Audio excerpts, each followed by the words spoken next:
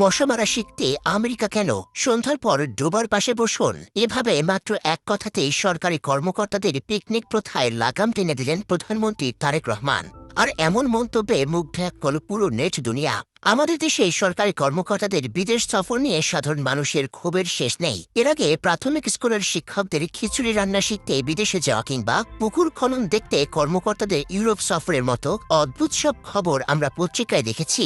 জনগণের ট্যাক্সের কোটি কোটি টাকা খরচ করে এই শিক্ষা সফর নামক বিনোদন বা পিকনিক প্রথা যেন এক অলিখিত নিয়মে পরিণত হয়েছিল। কিন্তু এবার সে চীনা সংস্কৃতিতে এক কঠোর ব্রেক কষলেন প্রধানমন্ত্রী। মশা মারার আধুনিক কায়দা শিখতে সদল বলে আমেরিকার ফ্লোরিডায় যাওয়ার যে প্রস্তাব চট্টগ্রাম সিটি কর্পোরেশন দিয়েছিল তা এক পুত করে উড়িয়ে দিয়েছেন তিনি। সেই সাথে এমন এক যুগোপযোগী ও রসালো পরামর্শ দিয়েছেন যা এখন পুরো নেট দুনিয়ায় প্রশংসায় ভাসছে। চট্টগ্রামের বর্তমান মেয়র ডক্টর শাহাদাত হোসেন এবং আরও 5 জন উচ্চপদস্থ কর্মকর্তা মিলে মশক নিধনের আধুনিক ও উদ্ভাবনী কার্যক্রম স্বচক্ষে দেখার জন্য মার্কিন যুক্তরাষ্ট্রের ফ্লোরিডা সফরের একটি ফাইল তৈরি করেছিলেন। উদ্দেশ্য আমেরিকার মশারা কিভাবে মরে তা দেখে সে চট্টগ্রামে তা প্রয়োগ করা। এই ফাইলটি যখন অনুমোদনের জন্য প্রধানমন্ত্রীর দপ্তরে যায় তখন তিনি চৌশিকের এই বিলাসবহুল বিদেশ সফরের প্রস্তাবটি সরাসরি নাকচ করে দেন। প্রধানমন্ত্রী বলেন, মশক নিধন শেখা বা দেখার জন্য যুক্তরাষ্ট্রের ফ্লোরিডায় যাওয়ার কোনো দরকার নেই। তার চেয়ে বরং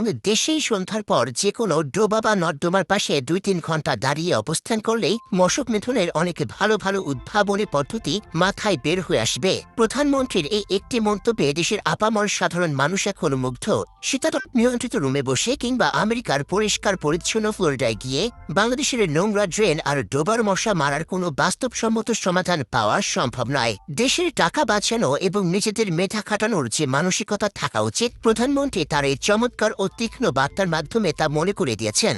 খিচুড়ি রান্না শেখা, লিফট চড়া দেখা কিংবা পুকুর কাটা দেখতে এর আগে শত শত কর্মকর্তা যেভাবে বিদেশ করে এসেছেন তা ছিল স্রেফ রাষ্ট্রীয় অর্থের অপচয়। প্রধানমন্ত্রী নিজে জীবনের দীর্ঘ 17 বছর লন্ডনে কাটিয়েছেন। তিনি খুব ভালো করে জানেন উন্নত বিশ্বের সাথে আমাদের দেশের বাস্তবতার তফাৎটা কোথায়। প্রধানমন্ত্রীর সিদ্ধান্তটি কেবল মশা মারার ট্যুর বাতিলের মধ্যেই সীমাবদ্ধ নয়, এটি আসলে পুরো সরকারি আমলাতন্ত্রের প্রতি একটি কঠোর ও গম্ভীর বার্তা। দেশের প্রতিটা সেক্টরে এখন এমন শক্ত অবস্থা নেওয়া জরুরি। জনগণের টাকায় হোক কিংবা কোনো সংস্থার স্পন্সরে হোক, কাজের কাজ কিছু না করে শুধু বিদেশ ভ্রমণের নামে এই বনভোজন প্রথা চিরতরে শেষ হওয়া দরকার। কার্যকরী কিছু নিয়ে ভাবতে হবে। দেশের মাটিতে দাঁড়িয়ে এদেশের মানুষের জন্য কাজ করতে হবে। এই মানসিকতা গড়ে তোলাই হোক এখনকার মূল লক্ষ্য।